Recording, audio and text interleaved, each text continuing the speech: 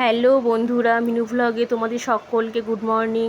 তো দেখো, সকাল সকাল স্নান টান করে আমার পুজোটাও হয়ে গেছে। পুজো কমপ্লিট করে তারপরে আমি বিছানাটা তুলে নিলাম।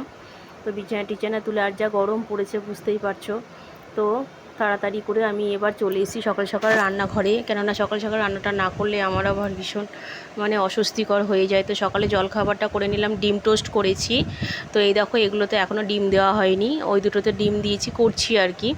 তো সেই জন্য একটা সাইডে করছি ডিম টোস্ট, আর একটা সাইডে ডাল বসিয়ে দিয়েছি বাটিতে। ডালটাও ফুটে গেছে। তো ছেলেকে আর ওর বাবাকে দুজনকে দিয়েছি ডিম টোস্ট করে। আমার আর ডিম টোস্ট ভালো লাগলো না খেতে, তো সেই জন্য আমি একটু ছাতু দিয়ে মুড়ি দিয়ে মেখে নিয়েছি, কেননা আমার ছাতু দিয়ে মুড়ি দিয়ে মেখে খেতে ভীষণ ভালো লাগে, জানো তো। তার সাথে একটু কলাও দিয়েছি আমি। তো ছাতু দিয়ে কলা দিয়ে মুড়ি দিয়ে মেখে তারপরে খাচ্ছি আর কি। সকালে একটু হালকা টিফিন আমার এটা ভালোই লাগে, খুব বেশি নিইনি, যদিও অল্পই নিয়েছি, এই দেখো। তো সেই জন্য আমার বেশ ভালো লাগে এটা খেতে। তো সেই কারণে আমি একটু হালকা হালকা টিফিনটা করে নিলাম। আর কাল রাতে দেখো একটু ছোলার ডাল ভিজিয়েছি, তো ডালটা দিয়ে আমি এবার বড়া করব। আজকে যদিও আমার নিরামিষই করব, নিরামিষ তরকারি হবে পুরোটাই।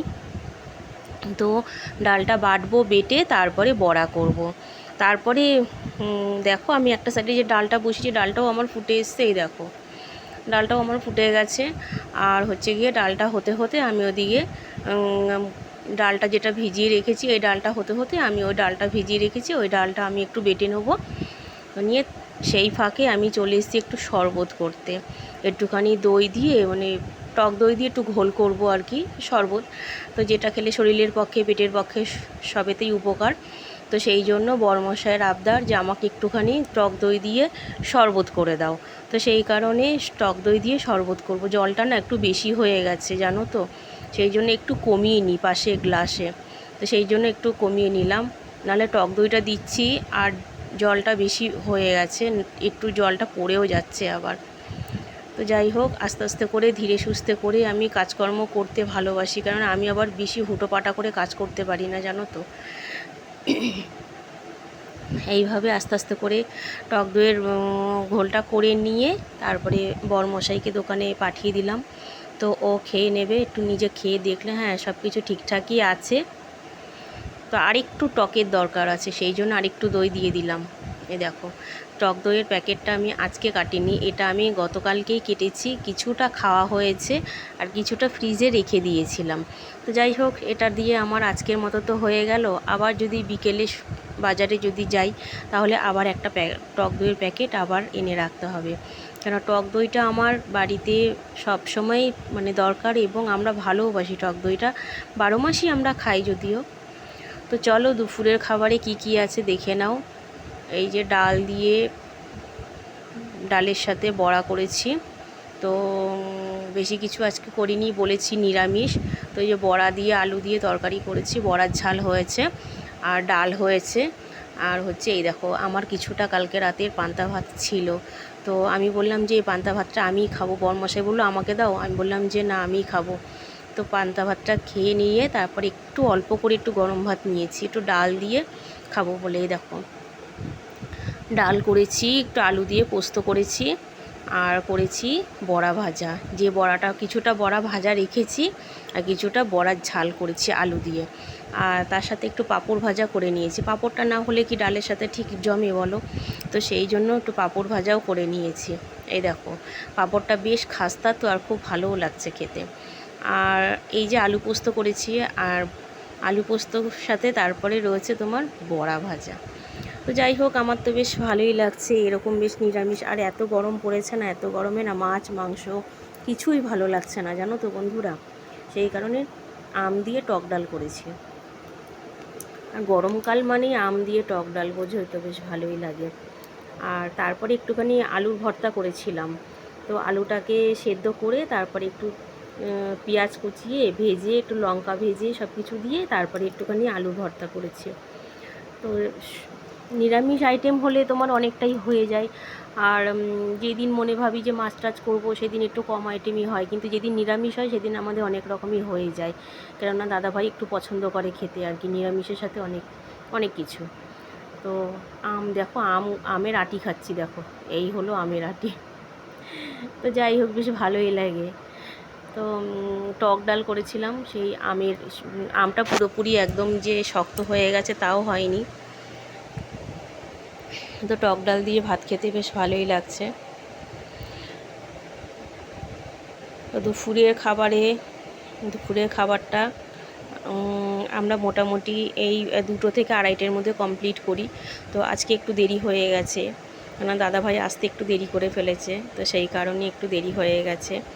তো প্রতিদিন তো সমানটা হয় না, এমন কোনো নেই। আর আমাদের যে প্রতিদিনই একই টাইমে খেতে হবে এমনটাও নয়, তবে যেদিন যেমন হয় সেই টাইমেই আমাদের হয়। কেননা দাদাভাই না আসলে পরে আমরা তো একসাথে বসেই খাই, আমরা 3 জনে। তো সেই জন্য দাদাভাই না আসলে পরে আমারও ঠিক খেতে মন বসে না। সেই কারণে ও আমাকে বলে যে তুমি খেয়ে নাও, তুমি ছেলে দুজনে খেয়ে নাও, কিন্তু আমরা খাই না গো ওকে ছাড়া। তো সেই জন্য আমরা একসাথে বসেই আমাদের খাওয়া দাওয়াটা সেরে নিই। এই কারণে কোনো দিন হয়তো একটু দেরি হয়ে গেল, কোনো দিন আবার হয়তো একটু তাড়াতাড়ি হয়ে গেল, কোনো ঠিক নেই।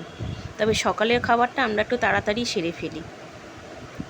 পাঁপড়টা খাচ্ছি আর কত মজা লাগছে আমার, জানো তো। পাঁপড়টা এত খাস্তা না, পাঁপড়টা ভীষণ মানে ভালো লাগে আমার খেতে। মানে ডাল করলে প্রতিদিন একটু করে পাঁপড় ভাজা তো রাখবই, আর তার সাথে একটু বড়া টড়া যদি হয় তো তাহলে তো খুবই ভালো। কেন বড়াটা প্রতিদিন হয় না গো, আমার পাঁপড়টা খুব তাড়াতাড়ি হয়ে যায়, কেন পাঁপড়টা তো তেলে দেবো আর তাড়াতাড়ি ভাজাটা হয়ে যায়, সেই জন্য। তো যাই হোক, এই যে প্রায় আমার খাওয়া প্রায় শেষের দিকেই একদম। তো খাওয়াটা কমপ্লিট করে খাওয়া দাওয়া কমপ্লিট করে এবার আমি দেখছি একটু বিশ্রাম করব, সেটাই তোমাদের কাছে মানে বলতে যাচ্ছি। আর দেখো, তোমাদেরকে এর আগেও বলেছি, তোমরা হয়তো ভাববে যে লাইট জ্বালিয়ে দিদিভাই খাচ্ছ কেন। না গো, আমার ঘর সত্যি একটু বাইরের আলোটা কম পড়ে, জানো তো। কেননা আমার পেছনে একটা বিল্ডিং উঠে গেছে। দেখো, বিকেলবেলায় কারেন্ট চলে গেছে, কি করব। একটু ঘুমোচ্ছিলাম, খাওয়া দাওয়া করে উঠে সবে একটু শুয়েছি, বললাম একটু বিশ্রাম করব। তো সত্যি শুয়ে ঘন্টাখানিক মতো মানে বিশ্রাম করতে গিয়ে ঘুমিয়েই পড়েছি আমি। তো তারপরে দেখছি হট করে কারেন্ট চলে গেছে, কি করব, এত গরম, বাইরেও একটু হাওয়া নেই, জানো তো। দেখো কিভাবে ঘেমে যাচ্ছি, কিন্তু কি করব বলো, এত বাইরে মানে এসে একটু বসেছি সিঁড়িতে, ঘরে এত গরম লাগছে। আর তোমাদের দাদাভাই ঘরে রয়েছে। তো চলো, সন্ধে হয়ে গেছে, এবার একটু বিকেল 5:30টার ওপরে বাজে। কেননা চা খাবো এবার একসাথেই, কিন্তু 2 কাপ করে নিয়েছি। ছেলে যেহেতু চা খায় না, ওর নেশা নেই কোনো চায়ের, সেই জন্য আমি আর আমার বরমশাই দুজনে মিলে চা করে নিয়ে এসেছি। তো আমার বরমশাইও ঘুম থেকে উঠলেন এখন। তো চাটা করে নিয়ে এসে বরমশাইকে ডাকছি, যেই নাও চা খাও। তো বরমশাই তারপরে উঠলেন, উঠে তারপরে চা খাচ্ছেন। আর আমাদের প্রতিদিন এই 5:30 থেকে 5:45টার মধ্যেই আমাদের চাটা খেয়ে নিই। চাটা খেয়ে তারপরে আমি একটু বেরোই আর কি, একটু রাস্তায় একটু হাঁটতে বেরোই আর কি। ওই বলতে পারো একটু হাঁটা চলা মধ্যে আর কি, একটু ভালো লাগে। আর বিকেলবেলায় তো ঘরে বসে থাকতে ভালোও লাগে না। তো প্রতিদিন যে বেরোই সেরকমটাও নয়, মনে হলো যে একটু বেরোবো সেই দিন আর কি। মানে এইরকম রোজ নয়, রোজ বেরোনো হয় না। যদি কিছু কেনাকাটার প্রয়োজন হয় তবেই বেরোনো হয়, না হলে রোজ হয় না। এই হচ্ছে ব্যাপার। দেখো চা খাচ্ছি তাও ঘেমে যাচ্ছি, ফ্যান চলছে তাও, মানে কি গরমটাই না পড়েছে বলো। কিন্তু কি করব বলো, কিছু তো করার নেই। তো চলো, এই যে আমার বেরোনো বলতে, এই দেখো আমার বাড়ির পাশেই মাঠে একটু কীর্তন হচ্ছিল, সেখানে ঠাকুরের নাম কীর্তন হচ্ছে, তো সেখানে এসছি। এই দেখো, তো কত সুন্দর লাগছে দেখো গোপাল ঠাকুরকে দেখতে, খুব সুন্দর করে সাজিয়েছে ওরা, রাধা কৃষ্ণটাকে খুব সুন্দর করে সাজিয়েছে, এই দেখো। তো আমি এখানে চলে এসেছি, আমার ঘোড়াটা